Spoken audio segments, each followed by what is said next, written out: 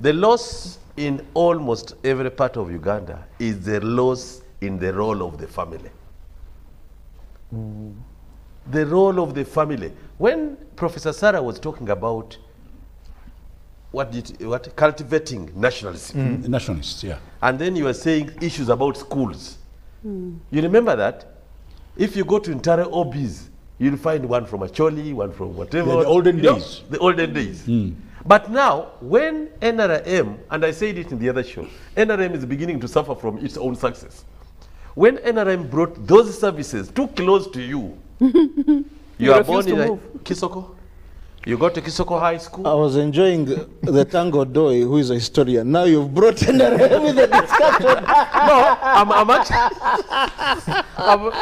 let me be free. Let me be free. My deepest apologies. Let me be a historian, but who's NRM? Now, actually, I wanted all those to be put on an aeroplane and we run this country without them. You know, you are bringing services closer to the people, which is very good. And I said, and I want to repeat, that NRM is beginning, if it doesn't control it, it's going to suffer from its own success. You're beginning schools in Kisoko, where I come from, and Professor Sarah knows my place. The next school after Kisoko Boys, Kisoko Girls is Kisoko High. Kisoko High. Just Kisoko is a sub-county. A sub-county. Then you get from there to Kisoko University. A branch of Busitema. A branch of Busitema, which will be maybe planted in the Church of Uganda land. And the Church of Uganda for the wedding. Do internship there. What is national about you? You know, if Professor Sarah had remained in Toro Girls, and you created the university in Toro Girls, she would have gone to Toro Girls. Maybe she would have gone to the University of Toro Girls. Unmarried. You brought a UCC there. She's from Bulambuli, by the way. The earlier trend of people moving to distant schools was so good. And it was intentional. Yeah. Because you meet President Museveni coming to Siwa recently. They showed him a teacher who almost taught me, Okesho Tong. His former OB of Kisoko, what? I mean, for Montare. I really got, I said, you are Tong, you are, he said, yeah, that was my OB. Oburu Dawson, Obo James. Well, you know, look at how they meet. Look at how they build. The class of the Chief Justice, they are boys in King's College, Budo, from Acholi. Look at the language they should speak. The language of saying, we are Ugandans. Yes. Look at the crop of politicians he called juvenile. Look at the language they speak. And Dr. Tanga, when they walked to these schools, if you read Samson Chiseka, former Right Honorable Prime Minister, his book, they walked, when you reached in the evening and you haven't reached Teso College where he was coming from Gomba, you looked for a chief's house or a reverend's house and slept. They didn't need to ask. These people built big houses knowing children are going to be passing through their homes, regardless of tribe. Now there you are touching me. Yes. Lule is a medical doctor in Mulago. Yeah. He grew up in our home because my father, by luck, was a chief. Late Kalimuzo was from Bufumbira. He attended Nyakasura School. Yes. At one time he was stuck on the road. You know, at that time there would be only one bus. You miss it. Exactly. You miss. He was given a lift by King Rukidi of Toro in his Hamburg. Said, what are we saying? You know, a king stopping to take a student from Soro. Yes. What I'm driving at is that the historical point Uganda is missing, and Ugandans are missing, is the leaders of his age. Of his caliber. What they are telling us, and we want to think they are not saying us right things. To become an actually politician and you think you can live without the other side is a mistake. And what is wrong is that you are the example to the young people. Now, what example are you giving when you have a t-shirt black and say, Balalo must go? You have not gone into what you should do as a member of parliament to get into what Professor Sarah said. Who are these genuine Balalo who actually own land because they bought land? Just like you can also buy land in Toronto.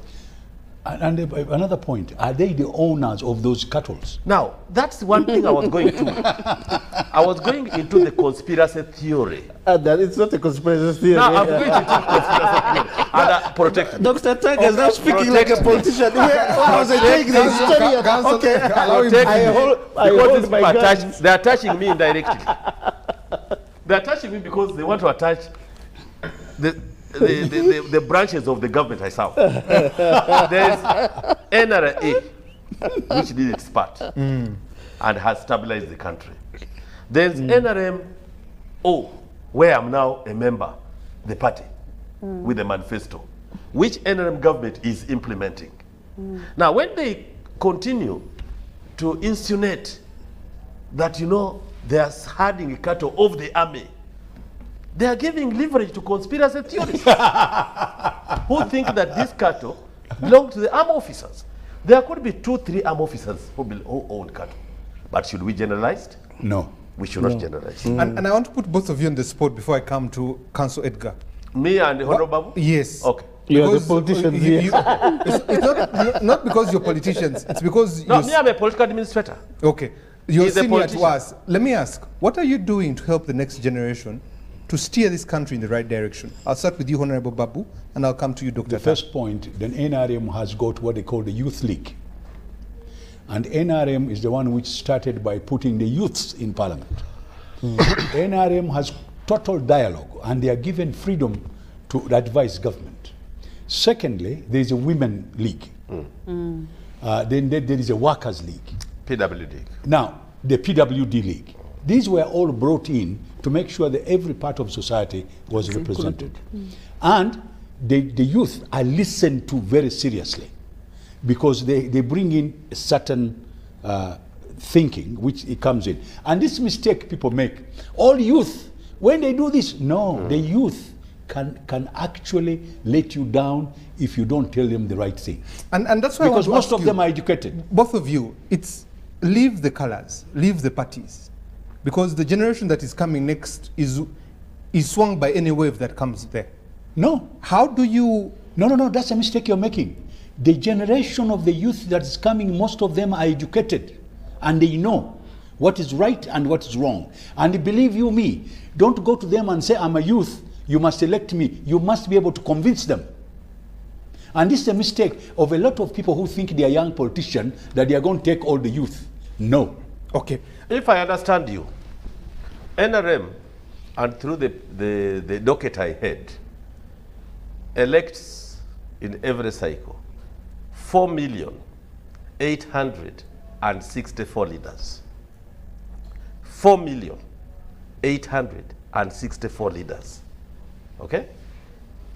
Those are leaders through the structure, leaders through the parliamentary, up to the flag bearer. What NRM we should do is, first of all, to use our leaders. Look at if we only got our leaders together and they vote en masse. We have 4,864 votes. Now, what he's saying is that these leagues now, we've delayed electing them because of COVID. The leagues now, we have senior league, senior youth, leading youth. And those youth are not, I can tell you from the heart, they are not contented that we want them. They say NRM should have election and we take over those positions. Because the other youth are now elder. They are 41, 37, like that. Now, senior youth. Yes, senior youth. What he's saying... In South Africa, the youth age is 45. Ah, there you are. What happens, like you asked, we need to use these structures and go outside yellow color to entice all youth to think that they must do this, for this is their country.